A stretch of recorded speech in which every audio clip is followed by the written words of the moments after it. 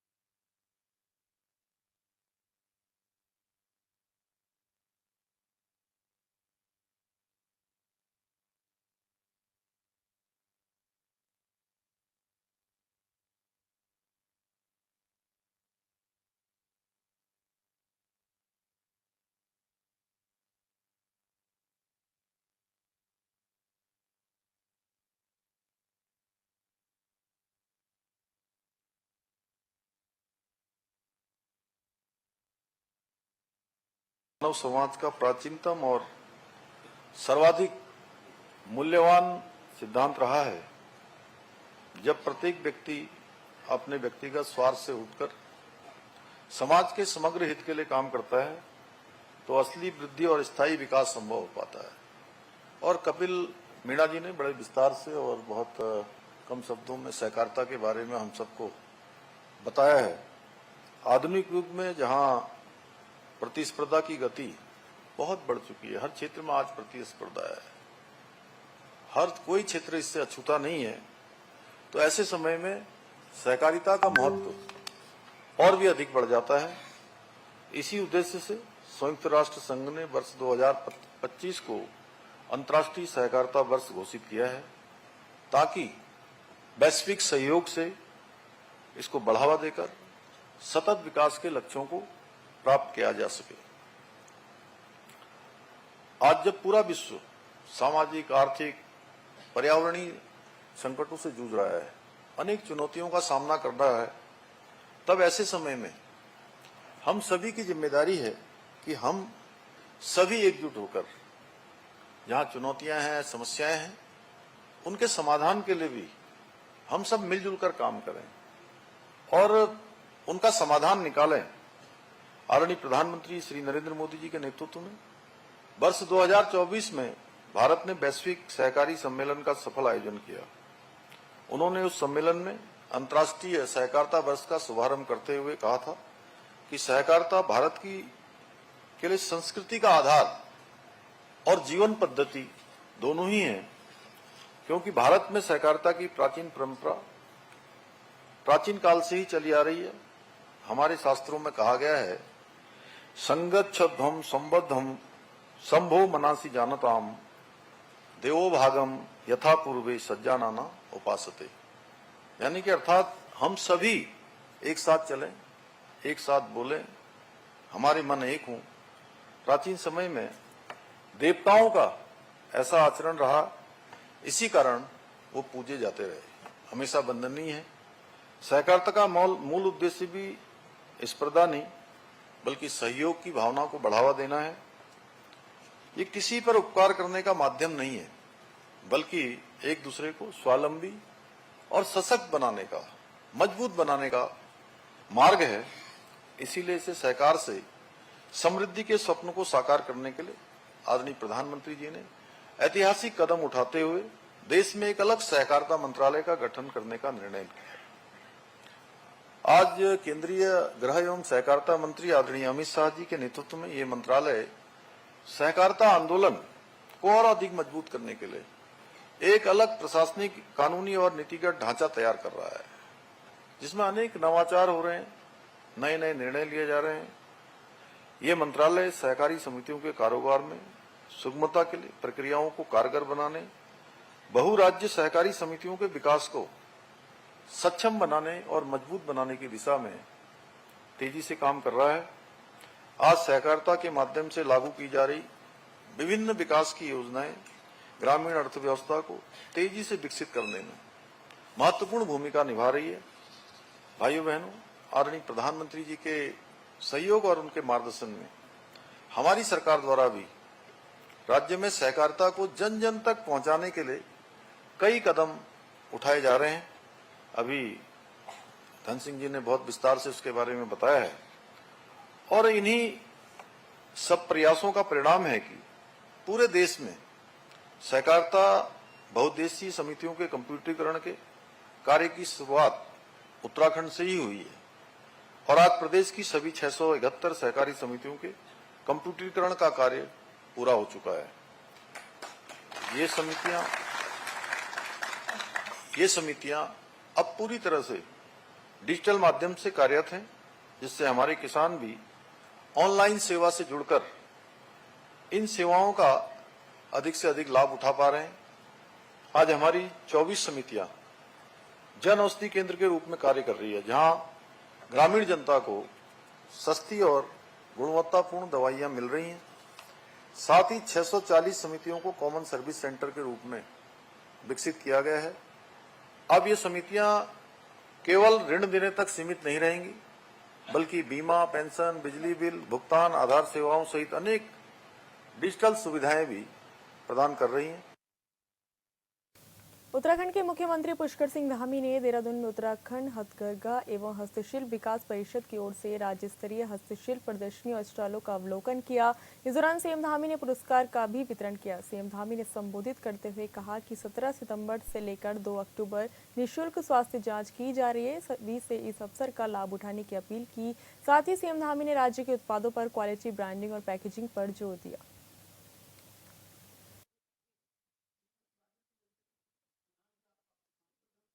एक जनपद दो उत्पाद बुनकर क्लस्टर को सशक्त बनाने, कच्चे माल व डिजाइन में सहयोग प्रदान करने के साथ ही कौशल विकास एवं प्रशिक्षण कार्यक्रमों के माध्यम से बुनकरों को आत्मनिर्भर बनाने की दिशा में कार्य कर रहे हैं।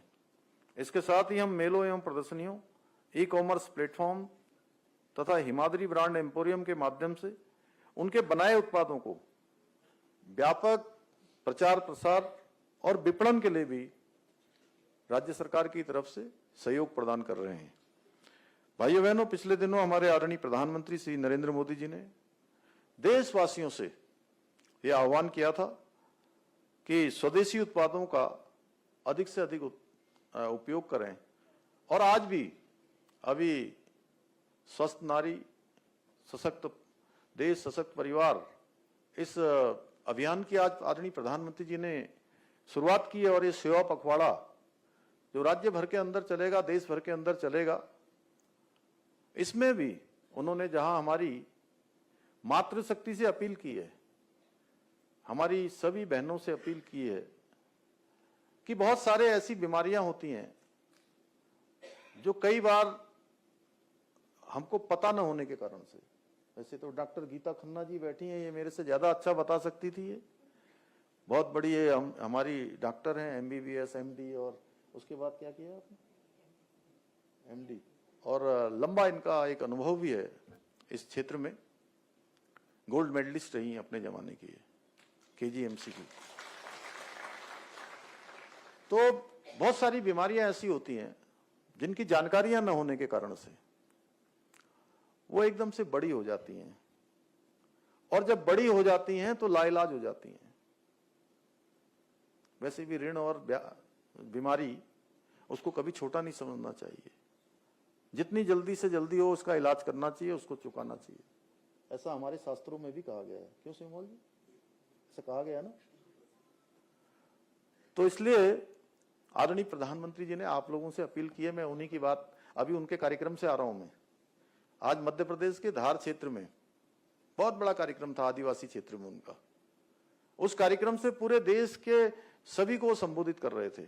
तो उन्होंने कहा कि 17 सितंबर आज से लेकर 2 अक्टूबर तक सभी हमारी मातृशक्ति के लिए एनीमिया की जांच, ब्लड प्रेशर की जांच, हार्ट शुगर की जांच, डायबिटीज की जांच, अन्य जो बीमारियां होती हैं उन सभी बीमारियों की जांच के लिए निःशुल्क व्यवस्था की गई है।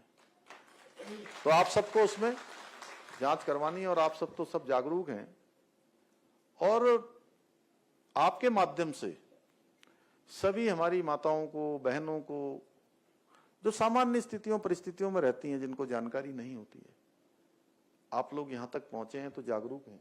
मैं ऐसा मानता हूं कि जितनी भी बहनें हमारी यहां पहुंची हैं, जितने भी हमारी शिल्पियां पहुंची हैं, जितने हमारे बुनकर समाज के लोग पहुंचे हैं यहां पर, आप सभी लोग समाज के प्रतिनिधि हैं। आप समाज का प्रतिनिधित्व करने वाले हैं। मैं एक एक को ऐसा मान सकता हूं कि 1,000 संख्या के बराबर हैं पांडे जी लोग। इनके माध्यम से हजारों लोगों तक संदेश जाना है। हमारे भाइयों की तरफ से भी जाना है जो यहां पहुंचे हैं, बहनों की तरफ से भी जाना है कि प्रधानमंत्री जी के द्वारा ये अभियान, ये सेवा पखवाड़ा में इस प्रकार का सभी से अपील की गई है। भाइयों बहनों, इसलिए हमारा एक तो स्वस्थ रहने का संकल्प होना चाहिए, दूसरा जो हमारे उत्पाद बन रहे हैं उन उत्पादों की अच्छी ब्रांडिंग होनी चाहिए, अच्छी पैकेजिंग होनी चाहिए, अच्छी उसकी क्वालिटी होनी चाहिए। और एक बार आपका ब्रांड बन गया, एक बार आपका उत्पाद बाजार में चल गया, तो फिर आपको उत्पादों को बेचने की आवश्यकता नहीं पड़ती है, खुद ही उसकी डिमांड इतनी पैदा हो जाती है। और मुझे लगता है कि जिस प्रकार से हमारी मातृशक्ति महिलाएं उत्तराखंड के अंदर काम कर रही हैं, सच में मैं बहुत बार कहता हूं कि प्रधानमंत्री जी ने जो हमारे राज्य के बारे में उनके मुंह से शब्द निकले थे, जिस दिन अभी वहां माणा आए थे, आप लोगों ने वहां पर रामायण भी जो है प्रधानमंत्री जी के सामने किया था, उस दिन उन्होंने उससे पहले बाबा केदार के धाम में कहा था कि ये 21वीं सदी है, इस सदी का ये तीसरा दशक ये उत्तराखंड का दशक होगा। और मुझे दिखाई देता है कि उत्तराखंड का तीसरा दशक कि 10 साल उत्तराखंड के जो समृद्धि के हैं, उत्तराखंड के विकास के हैं, उत्तराखंड की उन्नति के हैं, उत्तराखंड की गति के हैं, उत्तराखंड की प्रगति के हैं, उसको कोई साक्षात रूप से धरातल पर उतारने वाला है तो मेरी माताएं, मेरी बहनें उसको करने वाली हैं। क्योंकि उनके बनाए हुए उत्पाद कम संसाधनों में, कम लागत में इतने अच्छे हैं, इतने साफ सुथरे हैं, इतनी अच्छी क्वालिटी उनकी है कि पांडे जी ये इनके बनाए हुए उत्पाद ये बड़ी बड़ी बहुराष्ट्रीय कंपनियों को भी फेल कर देते हैं, मल्टीनेशनल से भी अच्छे। प्रधानमंत्री नरेंद्र मोदी के 75वें जन्मदिन के अवसर पर पूरे देश भर में कई कार्यक्रम आयोजित किए जा रहे हैं। इसी क्रम में आज देहरादून स्थित गांधी पार्क में स्वच्छोत्सव अभियान कार्यक्रम का आयोजन किया गया, जिसका शुभारंभ प्रदेश के मुखिया पुष्कर सिंह धामी ने किया। इस मौके पर सीएम ने पूरे प्रदेशवासियों की तरफ से पीएम मोदी को जन्मदिन की बधाई दी। इस रिपोर्ट में देखिए।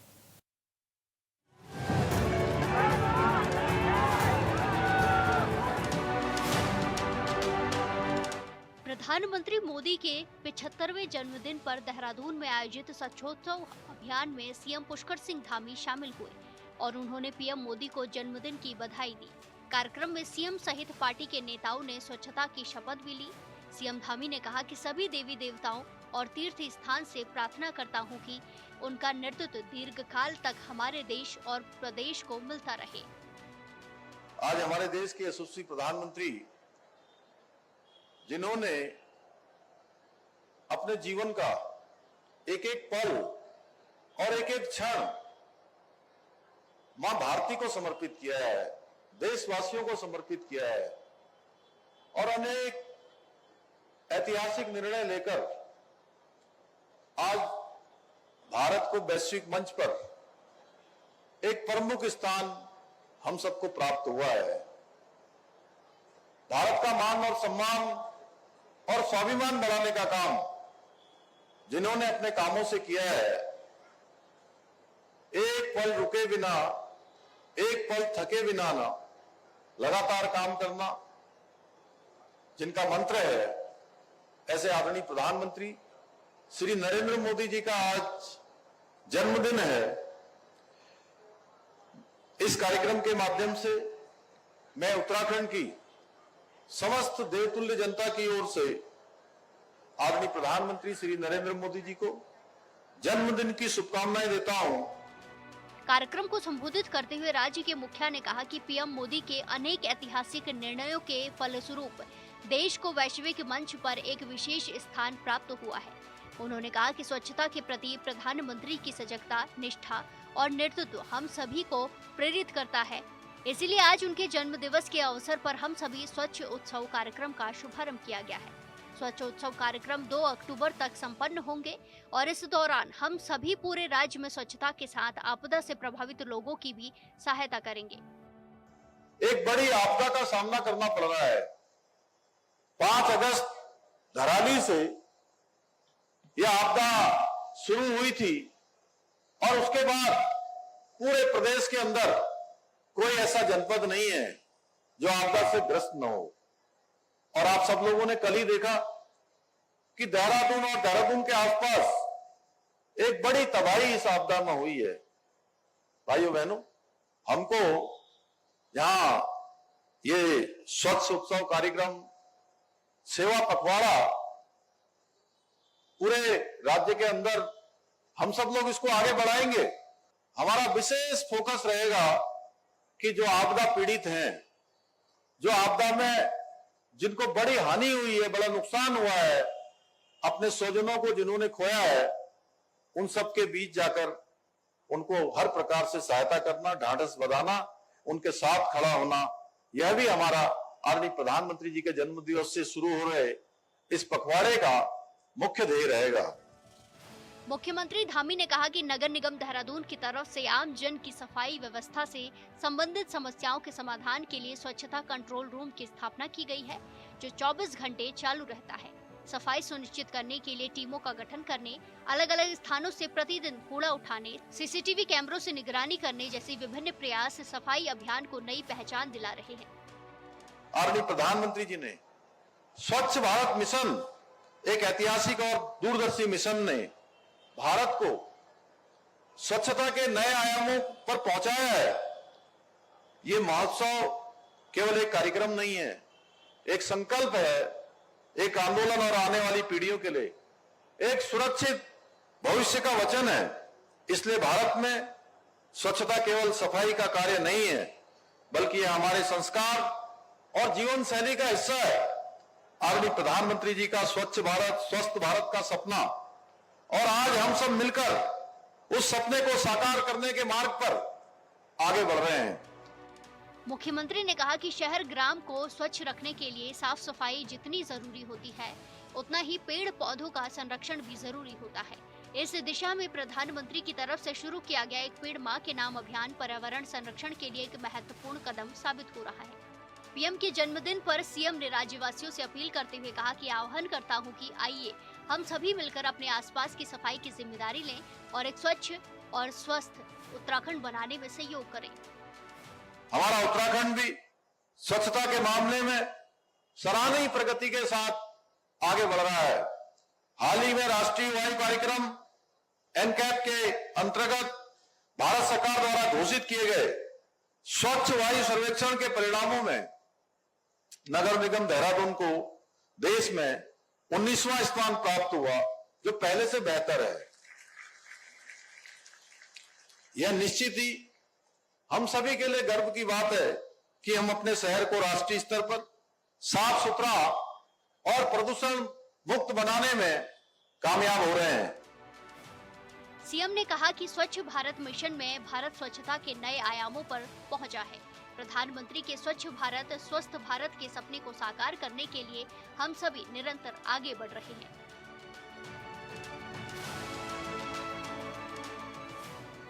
प्रधानमंत्री नरेंद्र मोदी का आज 75वां जन्मदिन है, जो कि काफ़ी धूमधाम के साथ मनाया जा रहा है। और ये भी देखा जा रहा है कि उत्तराखंड राज्य में भी बड़ी धूमधाम के साथ प्रधानमंत्री नरेंद्र मोदी का जन्मदिन मनाया गया।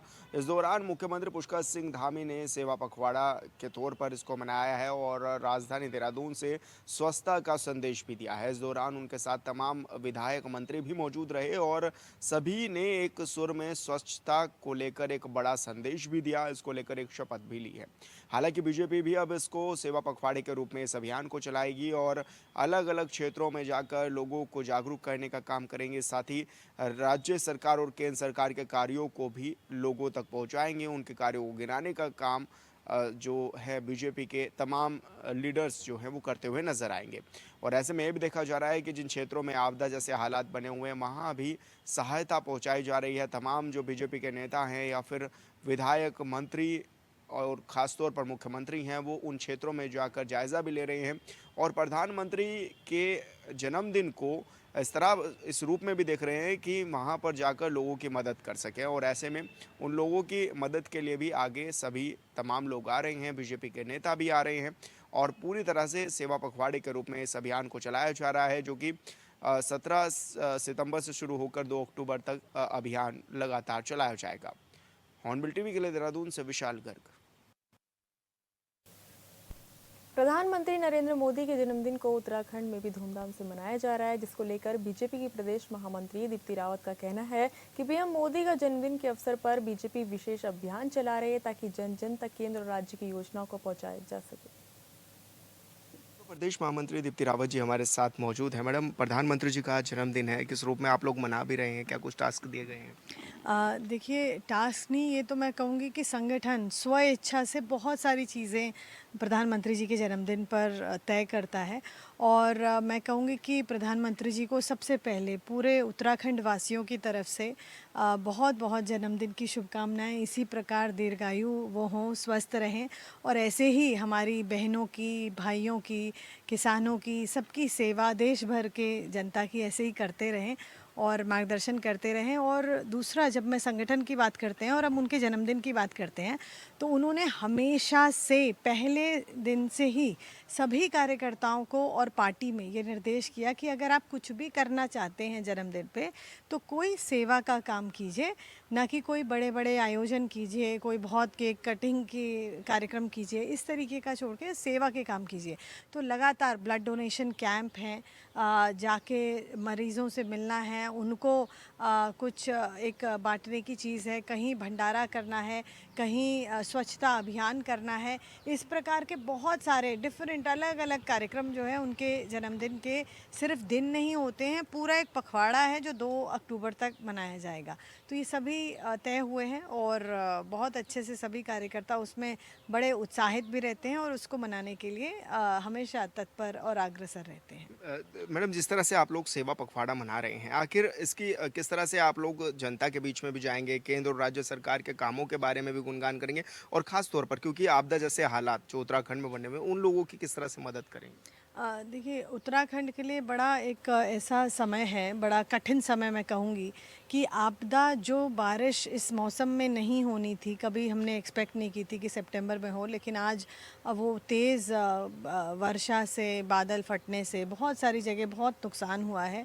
जनहानि भी हुई है, लोगों का जितना उनका जो बहुत सारी चीज़ें हैं उनकी उसकी हानि हुई है, उसको कैसे हम ठीक कर पाएँ, कैसे उन तक सारी व्यवस्थाएं पहुंचा पाएँ, उनको रिहैबिलिटेट अच्छे से हम कर पाएँ, तो ये सरकार की कोशिश है और संगठन भी इसमें लगातार उन क्षेत्रों में सक्रिय है और जा रहे हैं और उनको जितना जो राहत सामग्री है और जो त्वरित राहत है जो अभी उनको एट प्रेजेंट चाहिए वो उनको लगातार मिल भी रही है, दे रहे हैं। जी मैडम, प्रदेश संगठन में भी बड़ी जिम्मेदारी मिली है, किस रूप में कार्य आगे करने वाले हैं, क्या कुछ?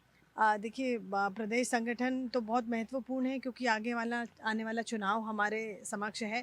भट्ट जी के नेतृत्व में मैं आदरणीय अध्यक्ष जी हमारे महेंद्र भट्ट जी और हमारे प्रदेश के मुखिया पुष्कर सिंह धामी जी के नेतृत्व में प्रदेश आगे बढ़ रहा है। संगठन का नवनिर्माण हुआ ही है, तो पूरा जो संगठन की टीम है बहुत अच्छे से इस गतिविधि को और चुनाव तक के काम को मुझे लगता है आगे लेकर जाएगी और एक बूथ और पन्ने तक हमारी जो सक्रियता है वो इस संगठन को पहुंचानी है। तो उसके लिए मुझे लगता है हम सब उसी एक उद्देश्य के लिए सब लोग मिलकर काम करेंगे। धन्यवाद हमसे बातचीत करने के लिए। दीप्ति रावत भारद्वाज जी हमारे साथ ही, जो कि तमाम विषयों पर हमारे साथ बातचीत भी कर रहे हैं, तो बता रहे थे कि सेवा पखवाड़ा किस तरह से मनाया जा रहा है। हॉर्नबिल टीवी के लिए देहरादून से विशाल गर्ग। फिलहाल इस बुलेटिन में इतना ही। आप देखते रहिए हॉर्नबिल टीवी। नमस्कार।